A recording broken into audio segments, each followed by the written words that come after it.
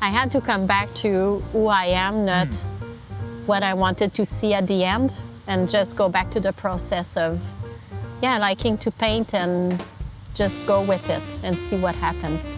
What was the process like once you left the Springs and went back to Montreal to continue working? At first, I had all these grand ideas that were not my practice. So I wanted to do like a light installation that would fill the whole space and like crazy ideas like that. I had ideas also of making masks, and I started that, but didn't really follow through. And then I kind of fell into a rut because I was working on projects that are not me. So I decided to go back to the shingles. That was the first project that I worked on with. And it was, I had to figure out a way because I worked here on a big painting. I don't know if you remember. That was, and I wasn't happy with it. So I had to figure out a way to do the shingles and what I saw in them. And it just clicked to do my miniatures. So one shingle panel, one painting. And from then it just started flowing again. So I had to come back to who I am, not what I wanted to see at the end, and just go back to the process of, liking to paint and just go with it and see what happens. So with the shingle paintings in particular, I do remember when you were working on the one large-scale painting on canvas that depicted the side of the Pollock-Krasner House. I think that it seems you have achieved the essence of what you were after at the time. But like you said, you went about it, you still achieved scale. The installation, the arrangement is a large-scale work, but it's made up of individual works. And I think importantly, each of those works, although they are installed and displayed as a whole, as a unit, they're in conversation, they can also be taken as unique works. Each one in and of itself, that they're all titled, they all stand alone. So when you were making those, did you see them as, is each one a finished painting in and of itself, or do they have to exist alongside their brothers and sisters? No, they were each individuals, So what I would do is usually prep 3 or 4 panels at once with just like a basic color for that series. But then I would work on each one separately and just go with what I would see in the shingles, because it was like the shingles, when you look at them up close, there's a lot of details because it's moss, it's the tannins that come through, so it's all over pattern. And I needed to find anchor points in it. So that's what I would do for each of them. So I would look for hands, eyes, horns, different like numbers, things that I could use as directions to make the compositions. So I think the colors tied them all together because they're all based on the same wall, but I think the imagery is really different from one to the other. Sometimes I would work on 2, one right after the other, so they're more the same. But if I worked on them on different days, they look really different because, they're like little time capsules. Like painting, they take a bit of yourself as a painter when you work on them. So depending on how I was feeling, if I was tired, if I was in a good mood or whatever, I think it's part of them too. So that's why they're different. There is a wide range of feelings and emotion from shingle to shingle. And the shingle pieces, I would say, are some of your more surrealistic in the show. Yeah. The works that came out of this residency run the gamut from fairly representational and literal to very interpretive. Then there's some pieces in between, like that one picture of the window in the Elaine de Kooning studio with sort of these apparitions and ghostly figures outside, all the way to, the wholly abstract. A lot of the Elaine de Kooning House imagery seemed to inspire in you a sort of geometric abstraction. So when you were choosing to represent these two spaces, was style a consideration, or, were you open to moving into, this strikes me as representational, this strikes me as abstract, I'm not going to sort of try to make them stylistically cohesive? No, they were really intuitive. I didn't have a preconceived idea. I think the Elaine de Kooning studio, it was more about the architecture. So I think that's why it's more about angles and volumes, and they're also more simple as compositions, because I would take details or a corner of the studio at a time. As here, they seem to be more about the people who lived here. So I think that dictated a lot of the choices, because when I paint, I look at the picture that I took and I'm like, this is what I want to paint. So sometimes it's light, sometimes it's the composition, sometimes it's the object itself. And depending on what I want to showcase, I'll use different techniques or different ways to bring that up. And also because I paint directly, I don't do sketches. Sometimes I make mistakes, so there's scales issues or things like that I have to work with. So that brings another element too. So it sort of just happened. And I think it's because the two spaces are so different that they come out really different. Same with the shingles paintings. They're an outside wall.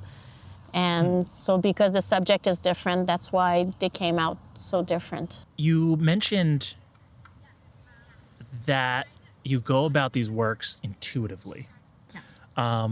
Spontaneity and intuition seem to be pretty important to your practice. This was even carried over into the installation of the show, where the shingles wall and the sort of salon-style wall with the different scenes of the Elaine house and the PK house, you installed those in a very intuitive way, I thought, kind of going by feeling. How important is it for you to sort of just attack your work without a lot of premeditation? And is that choice premeditated? Is that an intentional choice to be spontaneous? Well, it's just how it happens. Like if I start thinking, I spiral down and nothing happens. When I think too much, I get stuck. So actually being in action is what makes the creativity flows. And otherwise I worry way too much. I'm a really worried person in life, so I can't think too much. So like with the installation, when I first came in and you were just like, here's the hammer and go for it. And you just changed rooms. I was like, okay, so you trust me, let's do my thing. And I started doing like what I do at home, starting with the big pieces and just played with it. And there was jazz playing in the other room and it felt like I was going with the music. And when I saw the diagonal happening on the gallery wall, I was like, oh, I like that. So I'm going to continue it on the other wall. So yeah, I'm intuitive. Like when I think too much, I need to think afterwards. Like once it happened, then I like to reflect on it to try to understand what was happening, what was at play, but not while I'm doing it. Yeah. That also makes me think about process and, parallels between the way you work and the way Jackson and Lee worked. With gestural abstraction, abstract expressionism, we often think about the artist going about it intuitively with this sense of spontaneity, reacting to the moment. But when an artist works more representationally or in a stylized form of representation, we don't often think that it's possible for the artist to be embodying that same sense of spontaneity, that same organic connection to the material and the work, that representation necessitates premeditation. But what you're saying is quite the opposite. And I think that, in terms of style and approach, people might not see close parallels between your work and a pour or drip painting. But really, I think in terms of mindset, there is a pretty close parallel, both to Jackson and to Lee's way of working, where there was very little premeditation. Maybe the conditions were set in terms of palette color and a basic sense of what they wanted to do, but there's sort of this immediate connection between the body of the artist and the surface that you are really tapping into. Did you think at all about their process when you were working? I know you thought about them as human beings and you thought about their home, but did you think about their process? Not directly for the project, but when I started painting, we saw with my teacher like color theory, but also different artistry movements.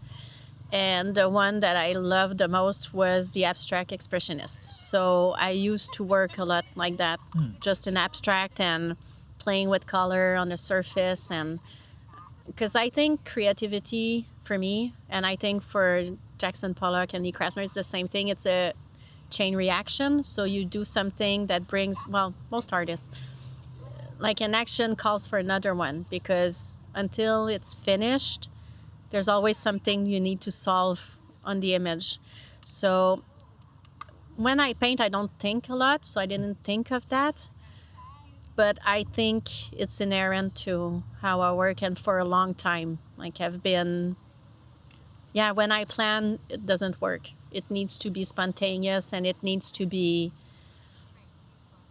happening on the surface. Like, like Lee's rooms paintings, it looks very representational, but if you look at it, there's big swaths of painting taking away what I've painted before, because I was like, this is too literal, I don't like that, I need to balance it. So it's a dialogue happening, and I think you're right that the abstract expressionists were working like that, and I think a lot of artists actually work like that. Maybe not even, I was saying, not the hyper-realist, but probably they still have to bounce from place to place on the surface to really make it work. And it's kind of the same process of looking and adjusting to what you want to convey. So people may notice that in this series of paintings, you have depicted the Pollock-Krasner House and the Elaine de Kooning studio, but you did not paint the Pollock-Krasner studio. May I ask why you made that choice? Yes, it's very simple. I just could not. It's when I got inside the studio, it felt like going inside a sacred place a little bit, like going into church, or that feeling of reverence. And like I didn't speak a lot when I was there. I was just very respectful, and I mean, I don't think I could paint it. Like I didn't see why I would paint it. It's a place to be experienced and to be in. So I don't think a representation would really do anything. And like, what could I paint? Like the splatters that they did and tried to reproduce that. I didn't. But I went often in the studio, but it was more like spiritual experience, like just feeling the place. It feels really full already. So I painted the skull. That's Yes, you did. Before getting into the studio, but the studio itself, I just couldn't. It's too much. The skull is one of the few representations of a human being in, or what once was a human being in any of these paintings. One of two, I believe. There's the skull, and then there is the school group going into the studio. And yet, the interiors have a sense of presence still, a sense that people are either just outside the frame or that their spirit is in the space. Why do you tend to, in this series, shy away from painting bodies and people? That's a good question. I think it's because it was a lot about the people who lived here. So I think they're present through the objects, through the space itself, but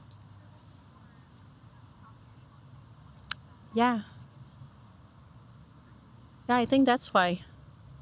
And because I took a lot of pictures with people in them, because you have a lot of visitors, but none of them attracted to me. I don't know. maybe I watch too many paranormal shows, and I don't know, I like empty spaces that feel a little bit, you said that they feel sometimes eerie, and I agree, there's a presence to them, but it's showed in absence of bodies. It's, yeah. That's a good point. And it's a skull inside the studio and a group outside the studio. I didn't make that link either. So,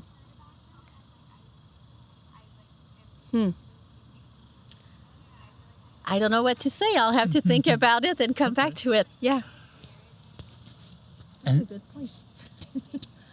I think that something very poignant that you said, though, that these works are about the people who lived here. And so, as two artists who are no longer with us, to depict them is to depict their essence in the space.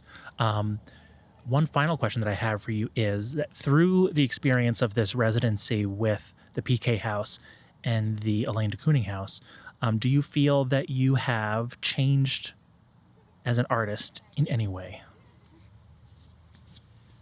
Yes, and as a human being too, because it's the first time I really dig for that long in a project. It was really a commitment, and also I wanted to do them justice, so I really worked hard and put a lot of myself in it, because sometimes, I just go from one thing to the other and it's really free the way I work, but this time I really wanted to go through, and yeah, I feel like I'm on my path to becoming like a professional artist. Like, it makes even more sense now. This is what I want, and this is where I want to go. I don't know how long it's going to take. If I'll have to keep my day job, I don't care, but it made it like for real. I don't know how to say it otherwise, but yeah, it totally changed me. And I feel way more confident than I was before with painting, and like, yeah, thank you. So yeah, it changed for sure. Thank And you. this is what I want to do, and it just confirmed it. So Thank you for doing this, and with such dedication and such a human spirit and such an exploratory spirit. thank you. Thank you.